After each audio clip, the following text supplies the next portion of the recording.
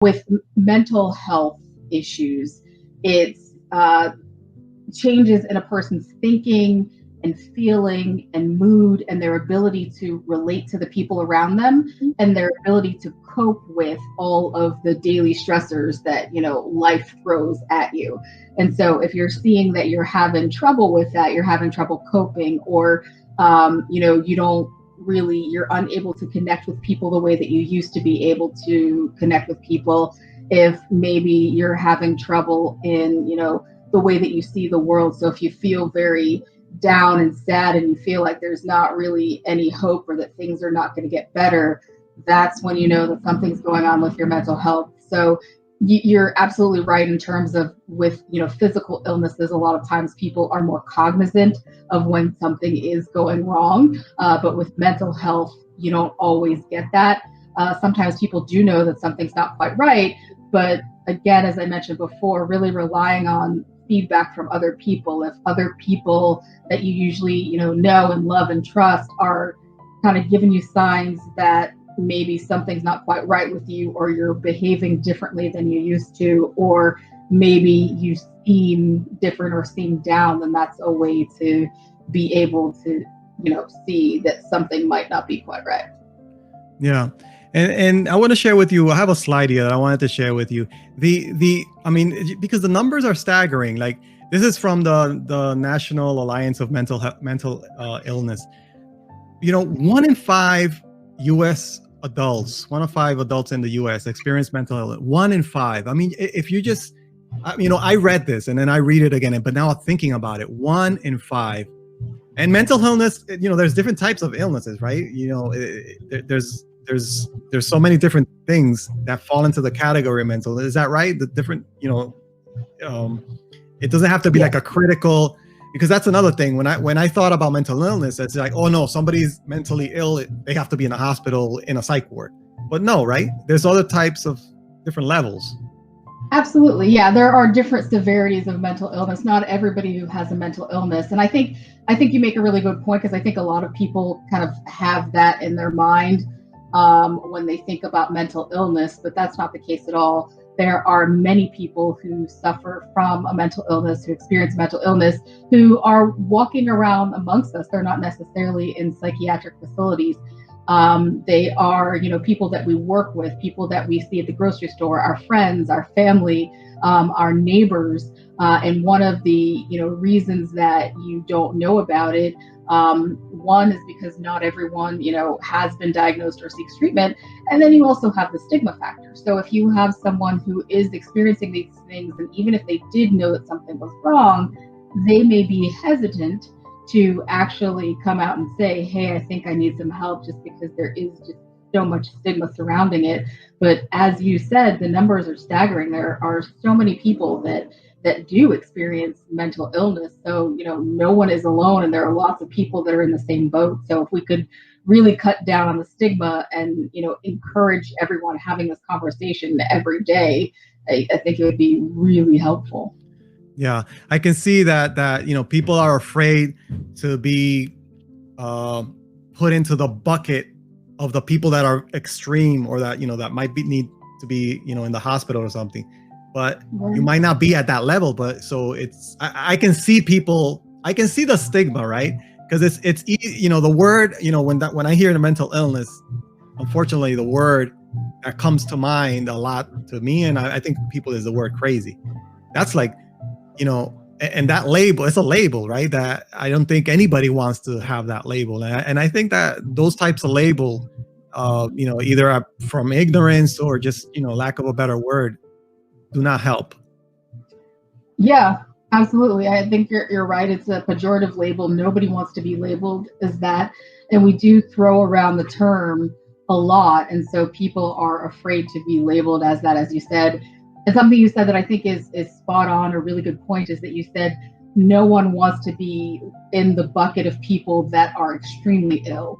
So, for example, you said the people who are in the psychiatric hospital, but really, what will help to alleviate the symptoms and to get people better is if they're not ignoring it and they're actually going for treatment and going to get help, so that they avoid their symptoms getting worse and worse and worse until it's so bad that they do end up being in some kind of a crisis or some kind of emergency treatment.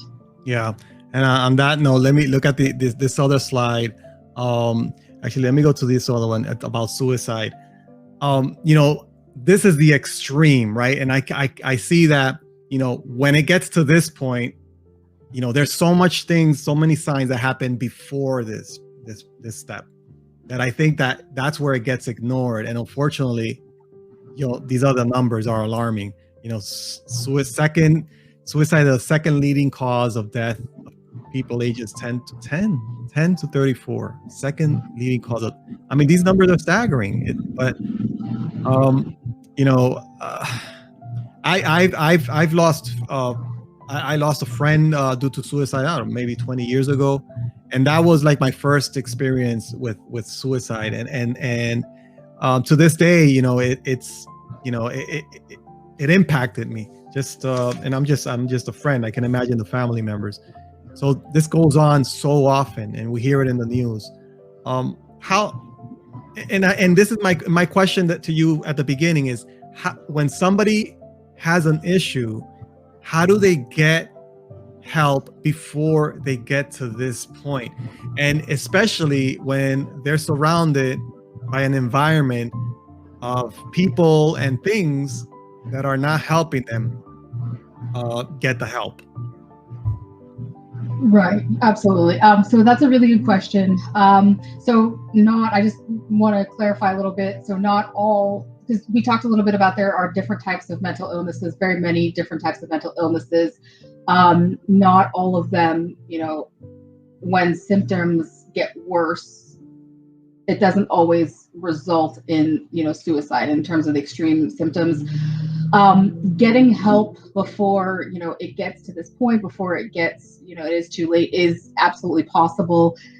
There are oftentimes signs, but there are not always signs, especially when you look at suicide with younger people who can be impulsive in terms of finding firearms of their parents or something that they didn't really think through or think about or anything like that. And there may not have been any indication that they actually wanted to do it, but it was sort of, it was self-inflicted. They ended up, killing themselves, but it wasn't necessarily due to them being, severely depressed. In terms of signs, which I think is what you're really asking about, some of the signs can be things like somebody who just doesn't seem themselves, somebody who seems down or depressed, somebody who might talk about feeling hopeless, like there is no hope to change my current situation, whatever it may be, somebody who feels helpless. So yeah, there is some kind of an out for this situation, but I can't do anything about it. There's nothing I can do to change this situation.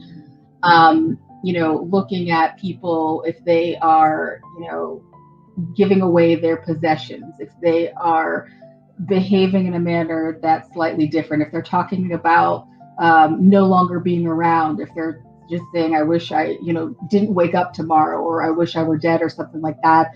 Those are all signs to look out for. And there are some, others as well.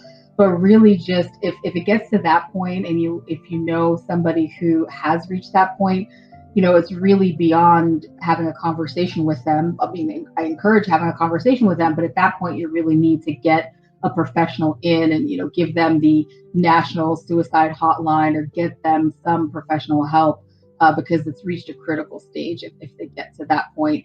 And you're right, if we could get people into treatment or get them some help prior to reaching this point, we might be able to cut down on the suicide rate. Absolutely. Yeah. And on that note, I just posted some the number here, the helpline for the NAMI.